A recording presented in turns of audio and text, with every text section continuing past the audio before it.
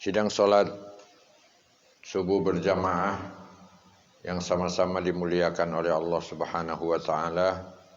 Puji dan syukur hendaklah senantiasa kita panjatkan kehadirat Allah. Alhamdulillah kita diberikan hidayah oleh Allah dan keringanan langkah kaki menuju rumahnya untuk menjadi orang yang ingin dimuliakan oleh Allah dan ingin mendekatkan diri kepada Allah. Salawat serta salam Allahumma salli wa sallim ala Sayyidina Muhammad. Tidak lupa selalu kita haturkan kepada junjungan kita Nabi besar Muhammad sallallahu alaihi wasallam. Sebelum kita memulai kaji kita untuk kemudian membahas persoalan hukum dan etika dalam ilmu fikih, ada baiknya kita membaca suratul Fatihah. Mudah-mudahan Allah selalu memberikan hidayah, inayah, memberikan kita pemahaman dari waktu ke waktu terhadap nilai yang diturunkan oleh Allah dan yang disabdakan oleh baginda Rasulullah sallallahu alaihi wasallam. Ila hadrati habibina wa syafiina wa qurrati a'yunina Muhammad sallallahu alaihi wasallam. Summa ila jami'i ahli baitihi wa ashabihi wa zurriyyatihi wa ikhwanihi minal anbiya wal mursalin wal awliya'i wash syuhada'i was salihin wa khususan Abu Lais as-Samarqandi anna Allah yanfa'una bima katab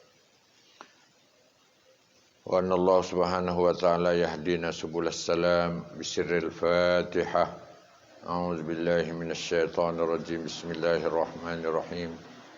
Alhamdulillahi rabbil alamin arrahmanir rahim maliki yaumiddin.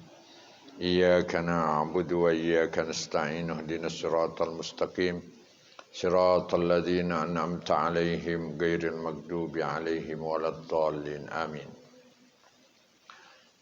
Tema yang akan kita bahas adalah tentang masjid dan hal-hal yang berkaitan dengan masjid. Allah Subhanahu wa taala di dalam Al-Qur'an memberikan kita petunjuk dengan firman-Nya, innama ya'muru masajidallah man amana billahi wal yaumil akhir. Di dalam ayat yang lain Allah juga menyebutkan kata-kata masjid, Masjidil Haram. Ya. Kata Allah, innama ya'muru. Innama itu adalah merupakan adatu hasrin.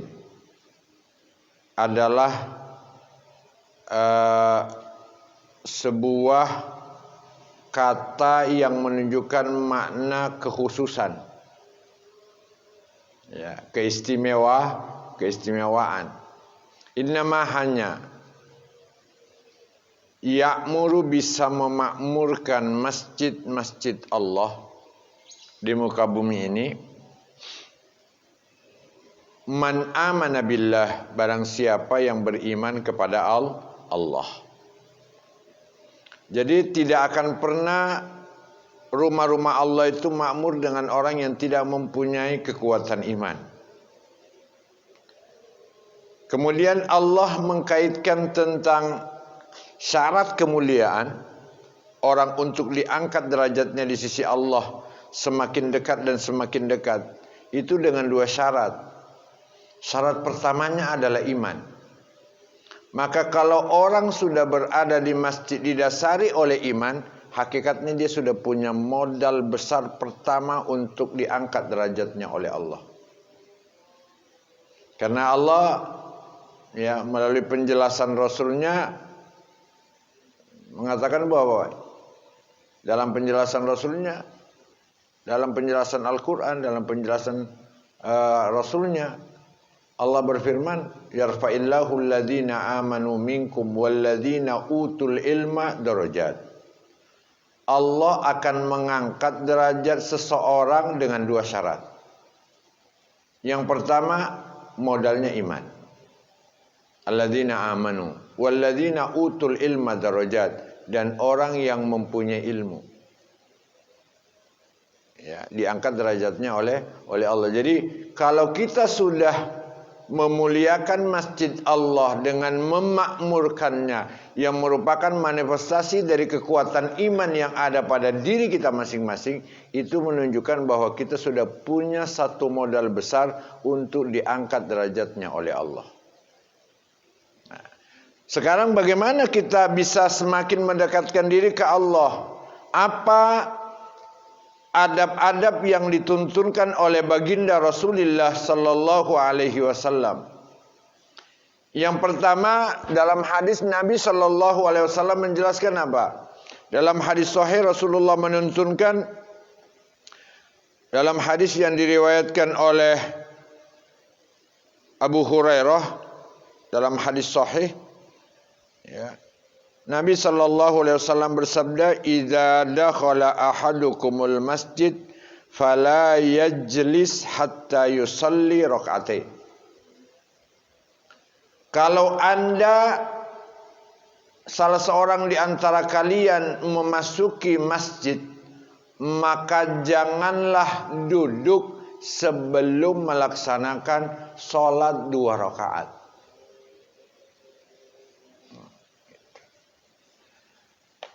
Nah, kemudian bagaimana kaitannya kalau seandainya saya masuk masjid, masuk pada waktu yang Rasulullah mengatakan dilarang untuk sholat? Karena ada 5 waktu di mana Rasulullah SAW melarang kita sholat. Bahkan di dalam riwayat hadis dikatakan, wa nahana an nakbura mautana. Allah juga melarang melalui Rasulnya untuk menguburkan mayat. Ya, dalam rangkaian itu dilarang untuk sholat dan dilarang untuk menguburkan jenazah. Di antara 2 waktu itu yang sering kita temukan adalah habis sholat asar sampai terbenam matahari, dan habis sholat subuh sampai naik matahari sepenggalan. Itu kan tuntunan baginda Rasulullah, adab yang dituntunkan oleh baginda Rasulullah sallallahu alaihi wasallam. Nah, cuman kemudian ulama kita berbeda pendapat dalam hal ini. Bagaimana kalau saya sholat sunnah setelah saya sholat asar? Ada pendapat ulama yang mengatakan umum larangan Rasulullah bahwa tidak boleh sholat sunnah apapun setelah sholat asar.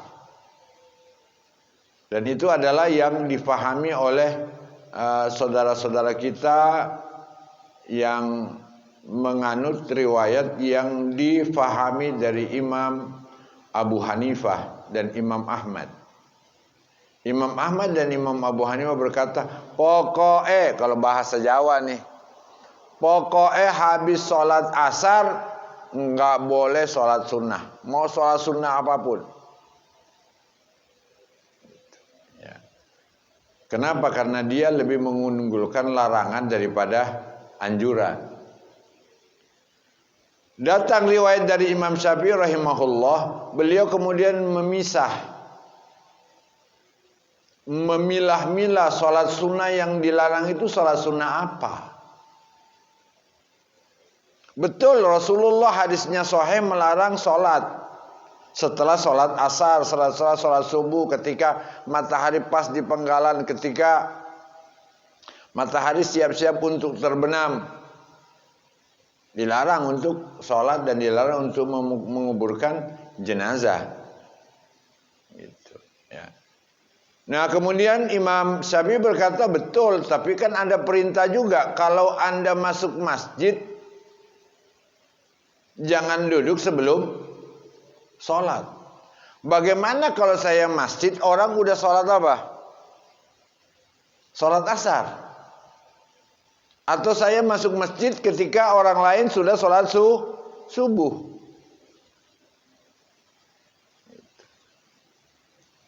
Kata Imam Syafi'i, walaupun Anda sudah sholat subuh, walaupun Anda sudah sholat asar, kalau Anda masuk masjid, sunnah hukumnya sholat 2 rakaat. Berarti hadis Nabi yang tadi apa dong yang dilarang? Kemudian Imam Syafi'i berdasarkan atas riwayat yang beliau dapat dari guru-gurunya, dari sahabat Nabi Sallallahu Alaihi Wasallam, bahwa yang dimaksud oleh Nabi larangan itu adalah sholat sunnah mutlak. Sholat sunnah yang ada sebabnya terdahulu itu tidak dilarang. Jadi dipilah. Makanya tahiyatul masjid nggak apa-apa sholat tahiyatul masjid. Pokoknya saya habis sholat subuh, terus saya keluar, terus balik lagi. Saya sunnah sholat tahiyatul masjid. Kenapa? Karena masuk dalam perintah Nabi.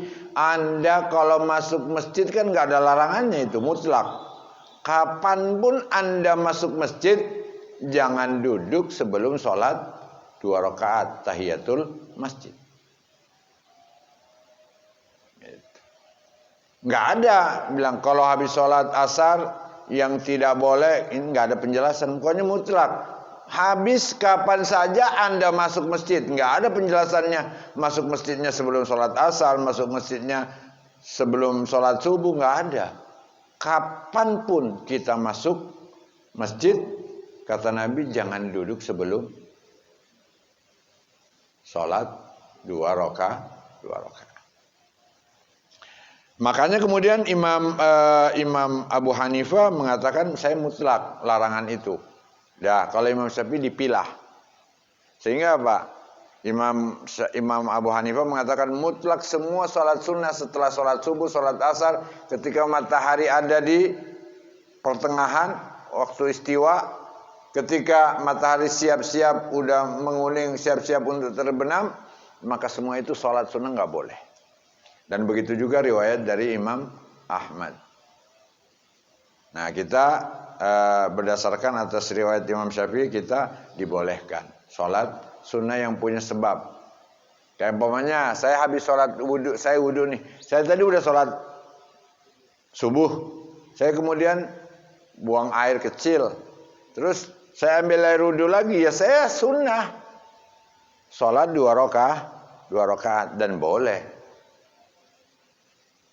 Nah, boleh, kenapa? Karena ada sebabnya. Saya sudah melakukan sebabnya, di mana Rasulullah mutlak mengatakan bahwa sholat sunnah wudu itu ya setelah wudu, kapanpun. Gitu. Ya. Nah, kemudian selanjutnya Imam As-Samarqandi menjelaskan di sini, ya, masjid itu adalah tempat di mana Allah Subhanahu wa taala akan memberikan kemuliaan dan perlindungan. Ya. Dalam sebuah riwayat dikatakan qala wa khusunul mu'min salasah. Bentengnya orang beriman itu ada 3.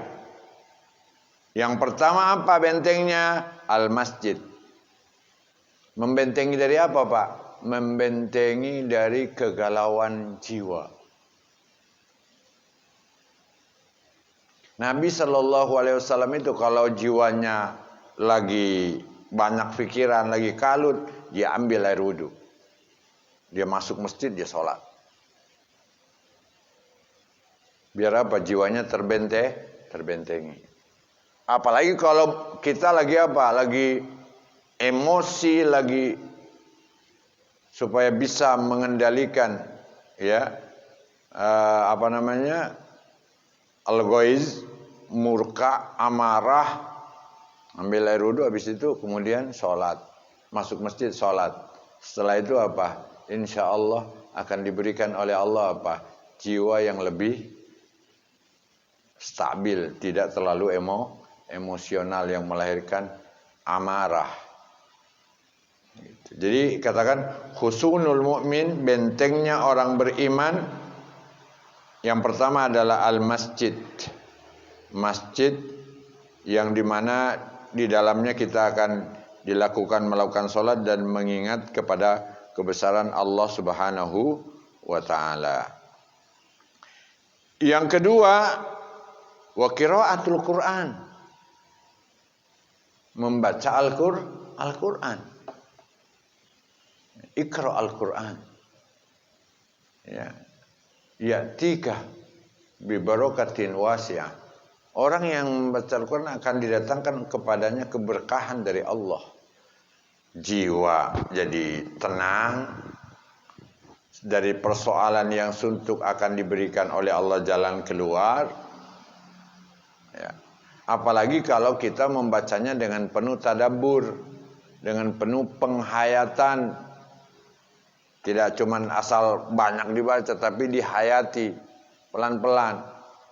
Kata Abu Bakar, saya itu kalau membaca Al-Quran pelan benar suara saya. Kenapa? Karena saya sambil menghayati susunan huruf yang melahirkan suara itu memberikan sebuah apa?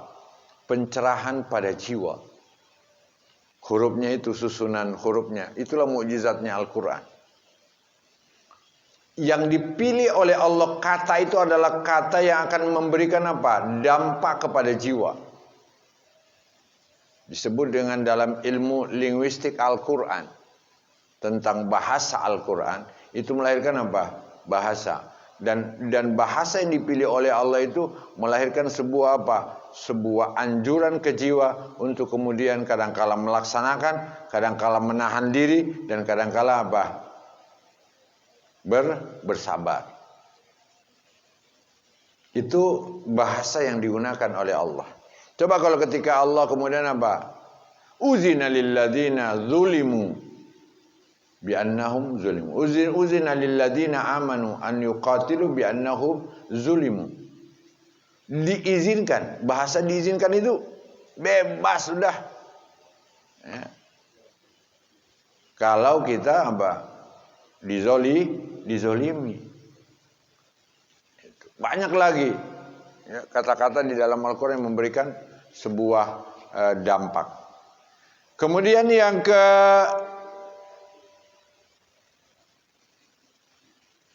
ketiga ya,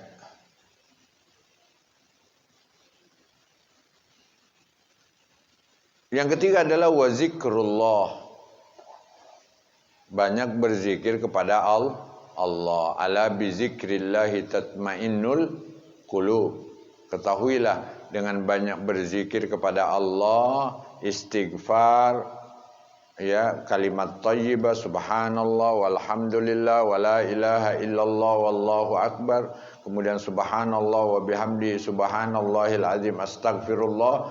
Itu kalau bisa kita telatenkan, kita baca ketika antara waktu azan setelah sholat sunnah sampai kemudian qomat, bisa kita telatenkan membaca, maka itu adalah sebuah kemuliaan yang akan diberikan oleh Allah. Dengan cara apa? Kita akan diberikan oleh Allah ganjaran yang begitu hebat. Rasulullah mengatakan apa? Ada dua kata dalam zikir itu yang gampang diucapkan oleh lisan. Kalimatani khafifatani 'alal lisan, sakilatani 'alal mizan. Ada dua kata yang kalau kita ucapkan itu sangat ringan untuk disebutkan oleh lisan. Tapi apa? Sakilatani 'alal mizan. Tapi nilainya begitu fantastis di dalam mizannya Allah, di dalam timbangan amal di sisi Allah Subhanahu wa taala. Apa itu? Subhanallah wa bihamdihi subhanallahil azim. Apalagi kalau ditambahin astagfirullah. Faqultu astaghfiru rabbakum innahu kana ghaffara yursilis samaa 'alaikum midrara. Kata Nabi Nuh dalam bahasa Allah, ya, dalam sejarah yang disampaikan oleh Allah tentang Nabi Nuh, kata Nabi Nuh, ya Allah, aku sudah memerintahkan mereka untuk banyak beristighfar kepadamu. Fakultu, aku berkata kepada kaumku, istaghfiru rabbakum, banyaklah beristighfar kepada Tuhanmu. Apa dampak daripada istighfar itu? Istighfar itu tidak cuma dampaknya diampuni dosa oleh Allah. Tidak cuma itu. Kalau itu dampaknya, Rasulullah tidak akan banyak istighfarnya. Kenapa? Karena Rasulullah sudah diampuni dosanya oleh Allah. Iya kan? Kalau logikanya bahwa istighfar itu hanya untuk diampuni dosa baru kita baca, Rasulullah tidak akan membaca istighfar 100 kali dalam sehari minimal. Nah, karena punya dampak yang lain yang lebih baik, bisa menenangkan jiwa, bisa menambah perbendaharaan, kemuliaan dan kedekatan kepada Allah Subhanahu wa taala, bisa diberikan oleh Allah Subhanahu wa taala kemudahan untuk memahami segala hal yang mungkin terhijab selama dia tidak minta ampun kepada Allah.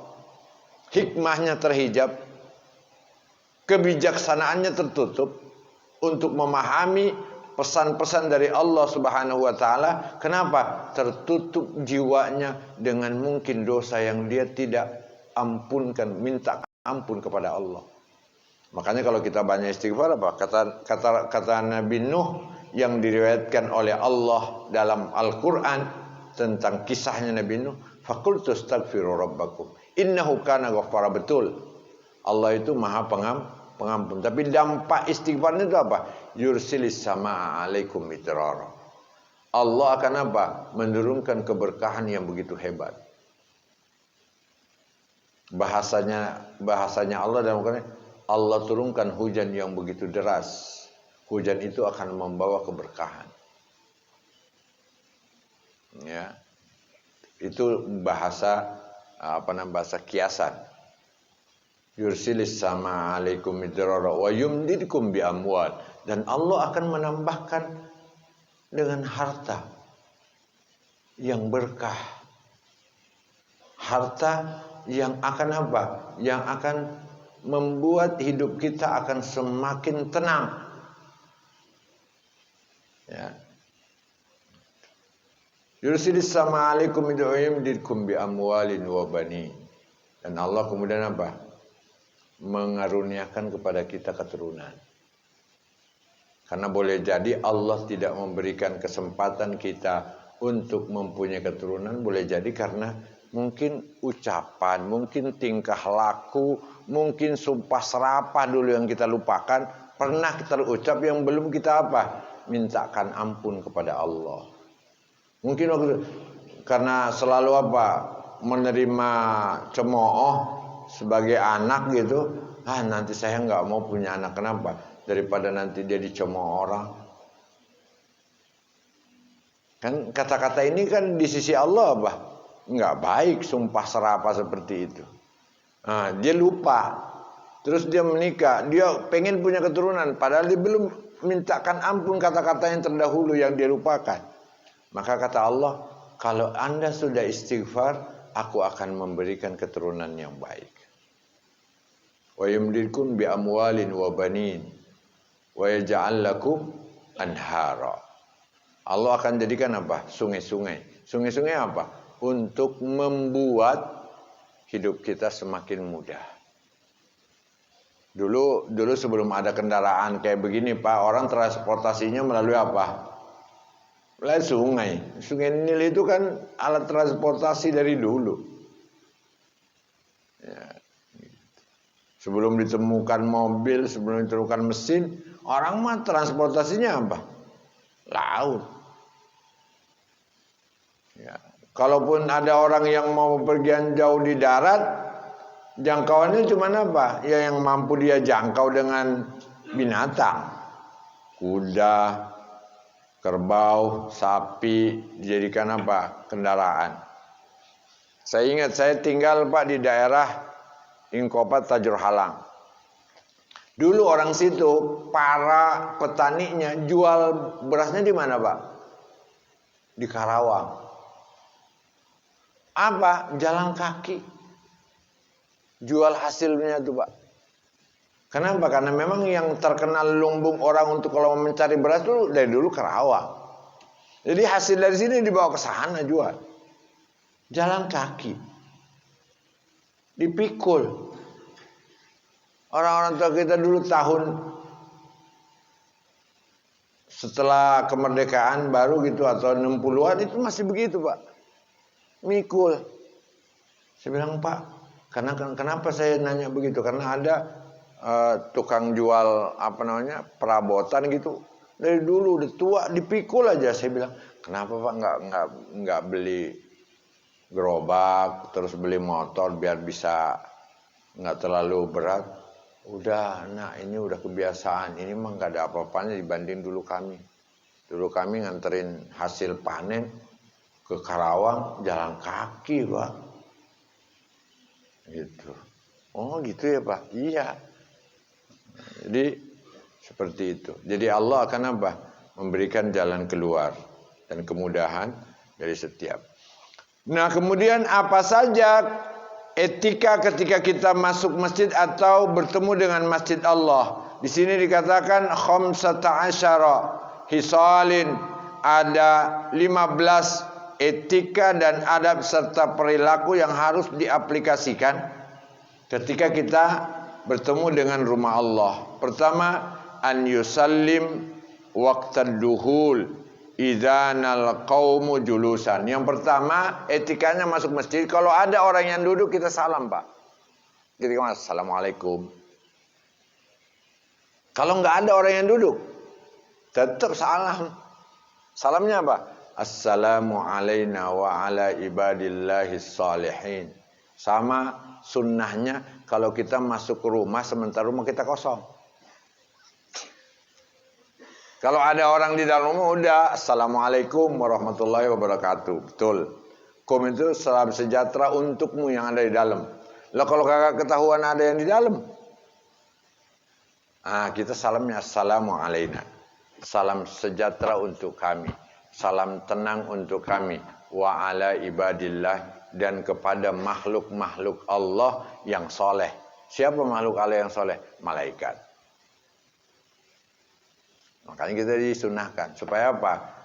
Malaikat itu betah didoain kalau di rumah. Daripada yang nempatin rumah kita nggak ada malaikatnya, Pak. Nah, itu yang kadang-kadang terasa apa? Merinding orang masuk rumah ente kok serem amat sih kayak di kuburan. Ya karena nggak pernah disalamin. Gitu. Jadi di sini katakan pertama etikanya kalau masuk masjid, kalau ada orang duduk di sini kita salam. Assalamualaikum, waalaikumsalam. Dan orang yang kalau di dalam masjid, kalau dia lagi sibuk umpamanya, sibuk lagi kayak begini, lagi ada talim, ada guru yang lagi ngajar, ada orang yang salam, kita cukup menjawabnya dengan isyarat. Sama kalau kita lagi sholat, pintu rumah kita menghadap ke kiblat, terus ada orang yang salam mau masuk, kita cukup angkat isyarat. Nggak usah waalaikumsalam terus at-tahiyatul mubarakat. Itu ya. Walaupun menjawab salam itu wajib. Isyarat itu sudah menjadi apa? Simbol jawaban. Itu ya.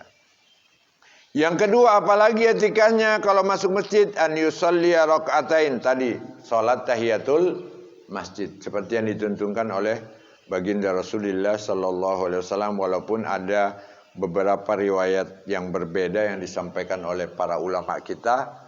Manapun yang kita ikuti, kita harus saling menghormati. Tidak perlu harus ada saling menjelek-jelekkan. Karena kita tidak tahu, kita yakin kok ulama itu selalu tidak akan pernah menyampaikan sebuah riwayat kecuali yang dia yakini itu adalah sah. Itu ya. Dari kaulnya sahabat, dari kaulnya baginda Rasulullah atau pemahamannya sahabat terhadap hadisnya Nabi. Jadi salat 2 rakaat. Yang ketiga, wa alla yastari fihi wa la yabi. Etikanya ketika kita berada di dalam masjid tidak boleh ada transaksi jual beli. Ini masih saya ulang nih. Kemarin udah sampai 5. Ya. Tidak boleh ada transaksi jual beli. Nabi sallallahu alaihi wasallam tegas dalam hadisnya, man ba'a ya aw istara fil masjid Nabi mendoakan la arbahallahu lah. Nabi doakan mudah-mudahan bisnisnya, transaksinya tidak menguntungkan dari Allah. Kalau Nabi yang doa kita tidak untung, kira-kira Allah nolak nggak ya doanya ya? Ya, makanya nggak boleh transaksi, Pak. Kalau mau ya keluar, jangan di dalam masjid. Di dalam masjid itu ada tuntunannya untuk sholat, untuk ibadah, untuk taklim. Ya, tapi kalau mau bisnis di luar, ya, jual beli. Apalagi jual beli. Kadang-kala ini orang nggak merasa melanggar etika ini, karena zaman sekarang kan orang nggak perlu berhadapan transaksinya itu, Pak. Buka HP, udah transaksi di HP. Nah, tetap larangan ini berlaku. Gitu ya, berlaku. Walaupun nggak ada kelihatan orang jualan. Nah, gitu. Ya. Kemudian yang keempat, wa alla yasilla fihi saib, tidak boleh menghunus, mencabut senjata di dalam masjid. Apalagi kalau di Masjid Al-Haram. Ya. Udkhulu bisalam.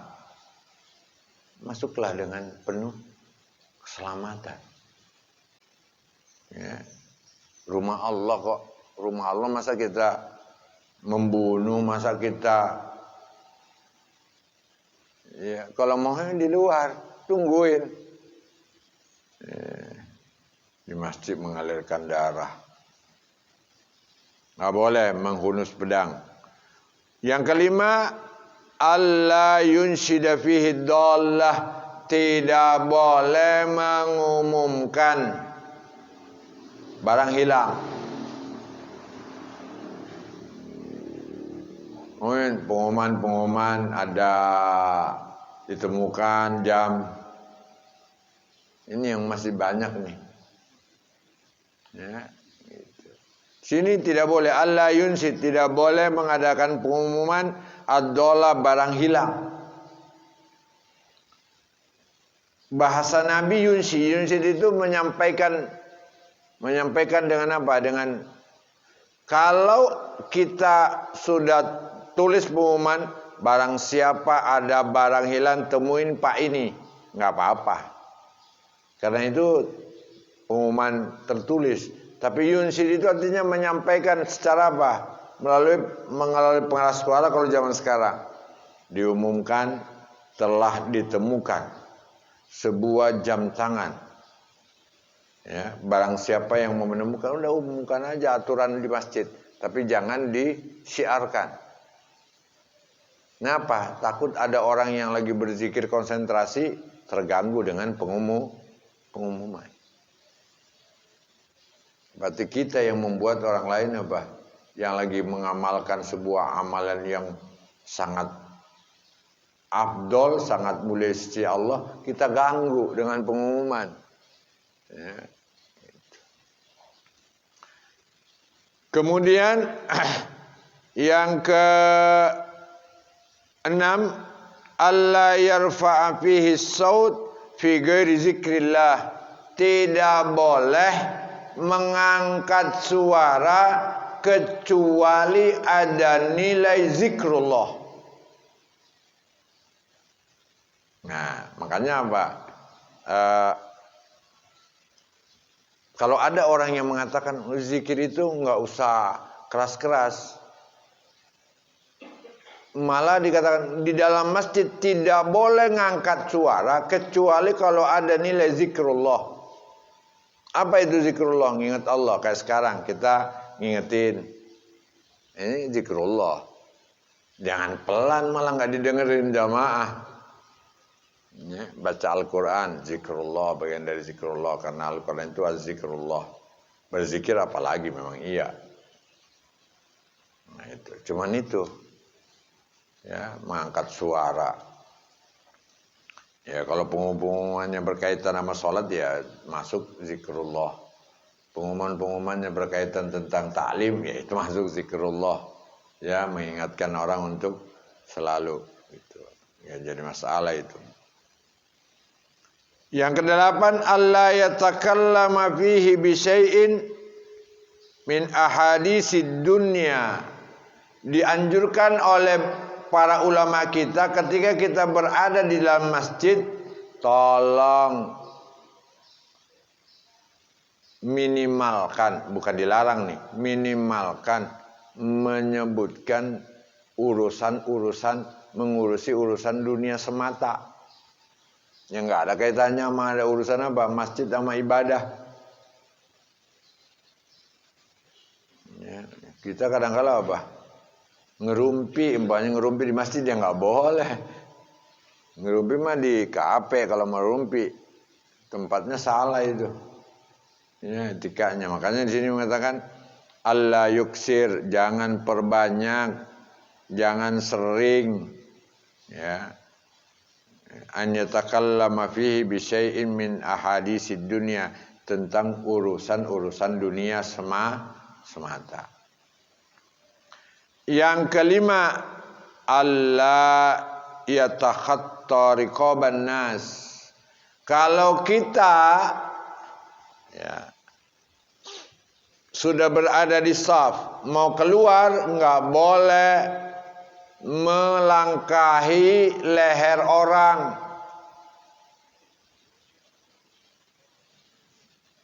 Ini saya ini umpamanya nih di masjid. Tahu-tahu saya batal. Apa? Lewat di belakangnya orang yang duduk. Hanya habis sholat Jumat nih, jangan kakinya diangkat di orang duduk, main selah begitu nggak boleh, itu nggak beretika namanya. Lewat, mendingan depannya kita minta maaf daripada apa? Palanya yang telangkahin.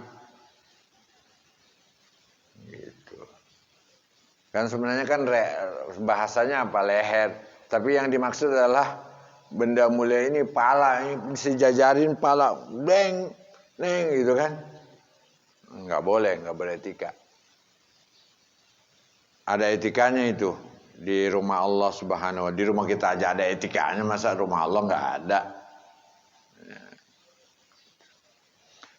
Yang ke-9, alla yunazi'a ya fil makan, jangan berebutan urusan tempat di masjid. Enggak, saya udah biasa duduk di sini, nggak boleh. Nggak ada privilege. Enggak, saya udah biasa di sini, Pak. Di belakang tiang. Gitu. Takut kalau saya pindah ntar malaikatnya datang nyatet, Pak. Jadi saya nggak ada, nanti Bapak yang enak. Lah nggak ada itu mah.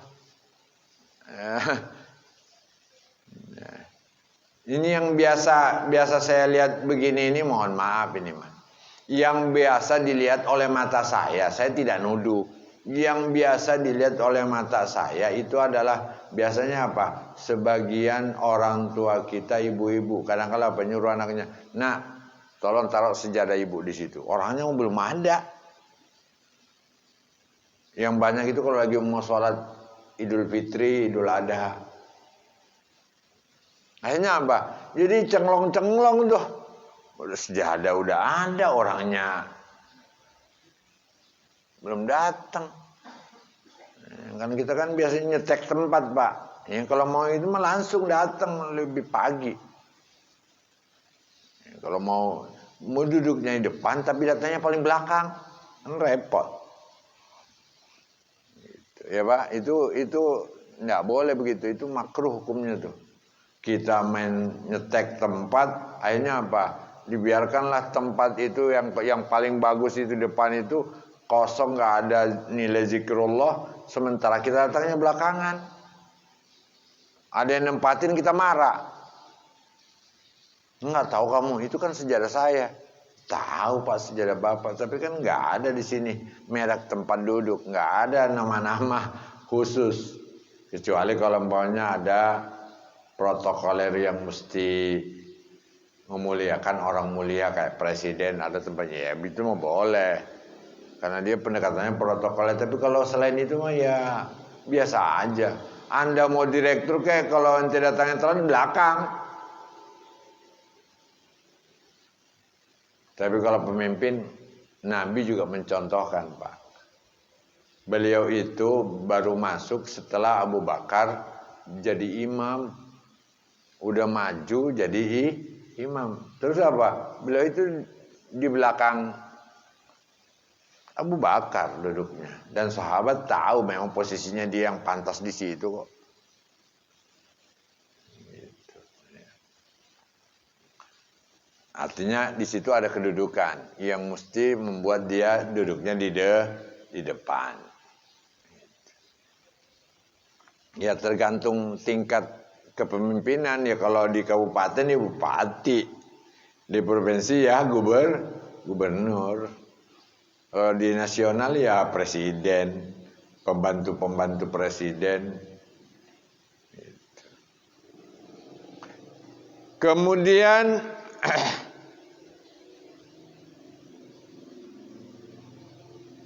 wal ashir alla yadiko ala ahadin fi shaf. Ndak boleh melarang orang masuk shaf kalau masih renggang. Jangan. Kenapa? Cara jadi panas. Kita udah biasa di sini renggang-renggang. Betul kalau masih zaman pandemi mah iya dah. Sekarang pandeminya udah berkurang kok masih pengen. Nggak mau panas, nggak mau gerah lah, ya apalah. Nggak boleh. Nggak boleh kita melarang seseorang untuk masuk shaf kalau shafnya masih ya, lowong, masih renggang. Ya kalau kondisinya normal mah ya udah izinkan aja. Bahkan kalau perlu kita geser ke kiri, geser. Bagaimana apa? Nabi SAW faliyatafassah. Kalau ada orang masuk majelis tempat di rumah Allah, maka apa? Tawassa'u, ayo geser dikit-dikit supaya ada tempat buat dia duduk. Ya. Kemudian yang selanjutnya Allah yamurra baina yadail musalli. Ndak boleh lalu lalang di batas teritori orang sholat. Pokoknya saya taruh sejadah, kalau ini kan udah disiapin sejadah. Umpamanya nih mana teritori saya taruh sejadah di sini, saya gelar sejadah. Nggak boleh ada orang yang apa lalu lalang sini motong. Kalau mau apa? Selak. Baru kemudian apa? Kalau itu susah ya udah duduk aja situ. Kalau batal ya duduk aja. Kalau wah jauh banget nih keluar. Udah. Paling sholat sunnah, taraweh, udah duduk aja situ. Menghormati. Ya. Kemudian yang ke 12 Allah yazukka fih, enggak boleh meludah, ini mah jelas. Enggak boleh meludah. Yabzuk, enggak boleh meludah dalam masjid. Ya, Nabi dalam hadis yang lain di luar masjid aja Nabi mengatakan meludah itu adalah sebuah dosa, dan cara untuk meleburkan dosa itu dengan cara apa? Ludah kita digosok-gosokin sama kaki sampai bentuknya ludah itu hilang. Ya, khati'ah itu sebuah kesalahan dan dosa. Wa kafaratu ayyadussaha. Dan cara untuk melebur dosa-dosa dan kesalahan itu dengan cara apa? Pokoknya di sini ada ludah, saya gosok-gosokin pakai sendal. Sampai itu. Kenapa? Karena ada orang memang di dalam kehidupan ini jijik dengan apa? Ludah. Dan ludah itu adalah penghantar apa? Beberapa penyakit menular. Kayak bawahnya penyakit apa? TBC. Kalau main orang sembarang nanti dihirup udaranya oleh orang, bisa orang tertular penyakit TBC.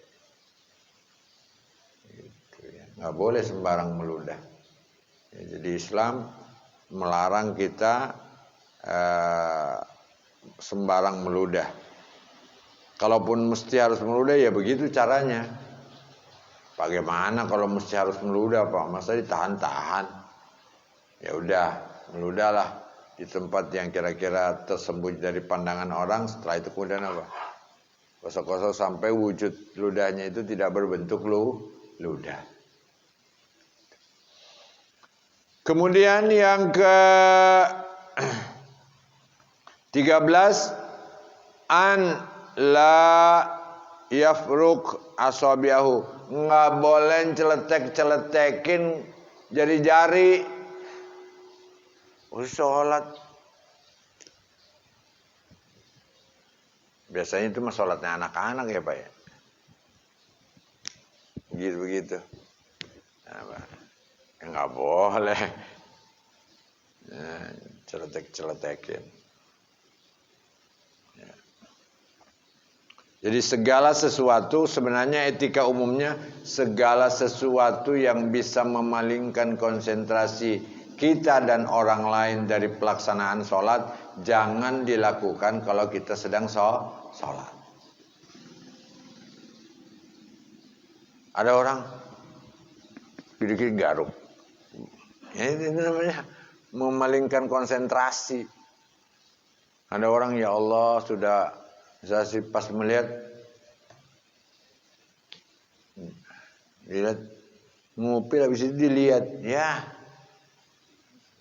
itu namanya membuat mood orang untuk konsentrasi sama Allah jadi hilang. Itu nggak boleh. Itu ya. Kemudian yang ke-14, an yunazziha anin najasat wal majanin wassibyan. Hendaklah dia membersihkan ya dari najis. Ya, jadi harus jaga kebersihan rumah Allah dari najis. Kenapa? Karena kalau ada najis diinjak orang, nanti apa? Sholatnya bisa tidak sah karena dia mutanajis. Sementara sholat itu harus apa? Tidak pernah punya najis atau menyentuh najis. Ya. Kemudian apalagi yang nggak boleh? Wal majanin, orang gila jangan diajak ke masjid, Pak. Anak kita nih autis akut, jangan dibawa ke masjid. Kalau ada yang berani bawa, berarti segala perilaku anak itu yang menyimpang ditanggung sama orang tua yang bawa. Anak udah autis akut, kadang-kala kalau sholat teriak-teriak, itu kan mengganggu orang yang sedang sholat. Nggak apa-apa dia, nggak apa-apa. Bagaimana orang mengganggu sholat kok, mengganggu kehusuan, teriak-teriak, udah histeris. Kadang-kala nggak tahu sebabnya apa, tahu apa, teriak-teriak. Kenapa? Karena kadang-kadang anak autis itu kan nggak bisa konsentrasi pada dua media sekaligus. Gitu. Maka apa harus kita memberitahukan. Yang pertama, setelah itu kemudian, karena kamu belum ini, jangan dulu deh ke masjid. Kemudian apalagi kata Nabi, kata para alim ulama, wassibyan, jangan bawa anak balita ke masjid. Kenapa? Yang namanya balita Kita lagi sholat dia malah lari. Udah begitu kadang-kala apa? Pura-pura jatuh terus ngelihat. Ya gimana kita mau khusyuk? Jangan bilang enggak, tetap saya khusyuk. Bohong. Kita hampir ketawa kok bilang khusyuk. Jadi bagaimana? Betul, anak itu harus dikenalkan dengan syariat dari dini. Tapi untuk masjid, ntar tunggu usianya 7 tahun. 7 tahun itu anak sudah bisa apa? Diomongin. Nah, mohon maaf. Kalau anakku ini yang tercinta mau Abi selalu ajakin ke masjid, harus tahu adabnya di masjid. Apa tuh, Bi? Adabnya itu nggak boleh lari-lari. Kalau ada orang yang sholat nggak boleh diganggu. Dan nggak boleh dia merasa terganggu. Itulah makanya Nabi mengatakan, muru, perintahkan anakmu bisolati lisabin ketika usianya 7 tahun. Kenapa 7 tahun? Karena anak 7 tahun sudah mulai dibukakan pintu pemahaman oleh Allah. Bisa diajak ngobrol. Nah, kamu kalau mau selalu diajak sama bapak, kamu di belakang liatin sholatnya orang dewasa. Biar kamu belajar, oh takbir itu begini, Sehingga apa? Di masjid sini akhirnya apa? Lalu lalang dia kalau nggak dikasih tahu. Apalagi kalau anaknya anak balita, baru 3 tahun udah dibawa ke masjid. Nabi itu Pak dalam riwayat pernah Pak sholat nih. Sholat lagi baca surah. Sebenarnya niat Nabi pengen sedikit rada panjang memperdengarkan ayat. Tapi karena ada anak balita yang nangis, Nabi langsung ruku. Nabi merasa terganggu nggak Pak? Langsung ruku. Ditanya sahabat, ya Rasulullah, bukankah anda punya niat pengen baca ini? Kata Nabi, saya sih pengen, tapi kasihan ibunya itu anak. Kalau kemudian gara-gara anaknya yang mungkin nangis, yang mungkin pipis, yang mungkin apa, membuat orang tuanya nggak khusyuk. Itu maknanya Nabi melarang anak-anak dari masjid. Maksudnya apa? Bukan dilarang untuk menanamkan nilai dari dini terhadap syariat, tapi untuk sholat ada waktunya. Orang vaksinasi ada waktunya, ada usianya tertentu. Ya. Jadi apa itu? Bagaimana caranya mendidikan Islam secara dini? Kenalkan di rumah. Itulah makanya Nabi SAW memesankan, wahai kaum muslimin, sholat yang paling baik itu setelah sholat fardu dilaksanakan di rumah. Supaya anak kita tahu ruku itu kayak begini. Kalau di rumah ya nggak apa-apa. Kadang-kala Nabi apa? Hasan itu ngegelantungan. Lagi sholat ngegelantung. Tapi yang dimaksud oleh Nabi sholat sunnah. Kalau sholat fardu mah di masjid. Ya. Afdhalus sholat ba'dal maktubah. Ya. As-shalawatus sunnah fil bait. Sebaik-baik sholat setelah sholat fardu dilaksanakan di rumah. Dan Nabi banyak sekali riwayatnya. Habis sholat fardu langsung masuk rumah. Ya, bukan cuma satu hadis sahih itu. Begitu banyak riwayat.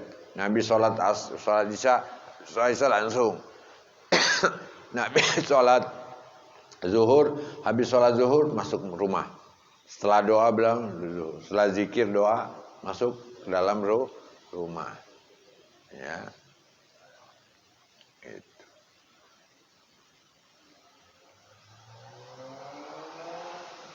Kemudian apalagi? Wa iqamatil hudud, nggak boleh membangun batas, ya, batas pintu yang menutup akses masjid. Zaman sekarang kan banyak tuh orang sembarang aja nembok jalan orang, mentang-mentang kita yang punya tanah main apa? Main tembok aja. Ya. Nah, boleh, supaya kita beretika ya harus ada etika yang harus kita kedepankan. Kemudian selanjutnya nomor 15, Nabi SAW yang disampaikan oleh para alim ulama, wa yuksiru fihi zikrullah ta'ala wa la yaghfal anhu. Yang terakhir, ketika berada di masjid, perbanyak ila zikrillah, untuk mengingat Allah. Astaghfirullahaladzim, la ilaha illallah, Muhammadur Rasulullah. Semua zikir-zikir yang baik kita sampaikan. Supaya apa? Tuh, makanya jauhkan anak kecil, ya. Enggak boleh lalai. Diriwayatkan oleh Abi Hasan dari Nabi, qala ya'ti ala ummati zamanun, akan datang satu zaman kepada kaumku, pada umatku, ya. Yakunu hadisuhum fi masajid hum la marra dunya wa hum laisa lillahi fihim ma hajatun, ya, fala tujalisuhum. Kata Nabi SAW, nanti datang satu masa di umatku, bi an yakuna hadisuhum fil masjid hum la marra dunya hum laisa lillahi fihim hajatun an yajlisu. Kalau ada orang masuk masjid tapi kemudian apa? Lupa untuk melaksanakan etika-etika masjid, kata Allah, Mas, lebih baik ente nggak di masjid. Cuman kalau mengajarkan anak nggak boleh begitu, harus lihat usia. Udah, kalau ribut pulang beneran kalau anak mah. Gitu. Jadi apa?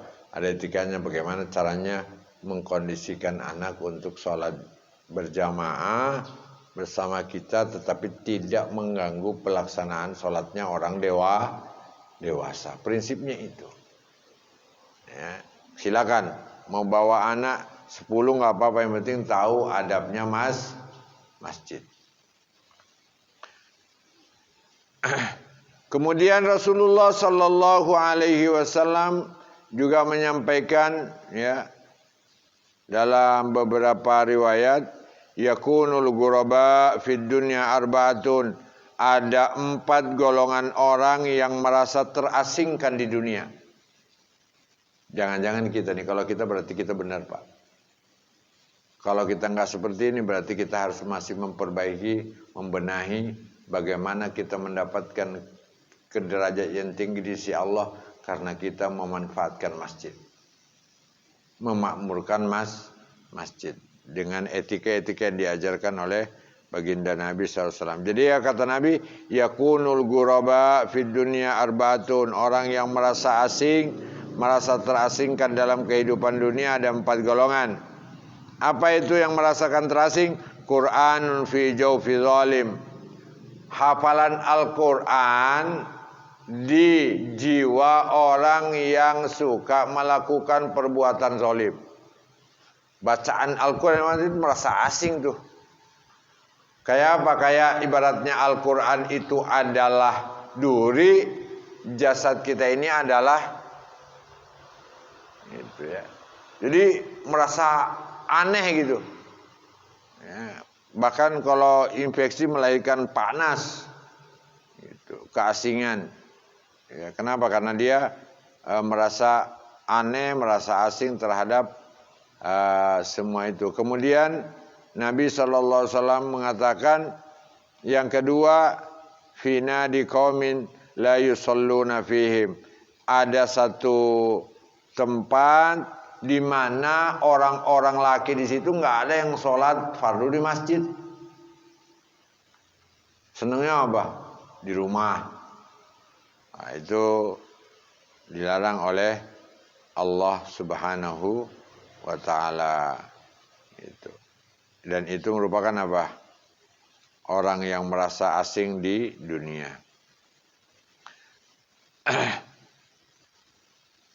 Qaumun la yusalluna fihi wa mushaf fil bait la yuqra fihi. Yang merasa terasing terakhir adalah Al-Qur'an yang ditaruh di rumah orang yang kagak pernah ngaji. Itu Al-Quran sebenarnya kalau dia bisa ngomong, ngapain aku ada di sini? Betul di etalase rapi itu. Tapi cuman Al-Quran dijadikan apa? Perhiasan etalase. Dibaca enggak, dipelajari apa lagi. Jangan tanya diaplikasikan dalam kehidupan sehari-hari. Orang baca aja enggak. Orang tadabburnya juga enggak. Maka apa? Itu yang ketiga hal yang disampaikan oleh Nabi akan merasa asing.